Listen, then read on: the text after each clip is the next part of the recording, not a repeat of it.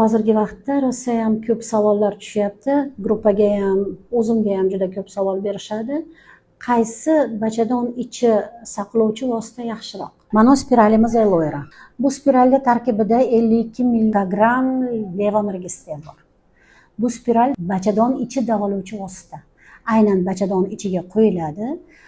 Saqlashdan tashqari qo'shimcha davolovchi effektlari bor. Qanaqa effektlari bor? Bachadon buni homilam deb qabul qiladi. Homila, voy men homilador bo'lib qolibman deydi. Bachadon qabul qiladi buni boladaqa va shuni hisobiga itarib chiqarib yuborishni harakatini qilmaydi. Buni qo'yilgandan keyin bu og'riq bermaydi. Bachadon buni begona demaydi.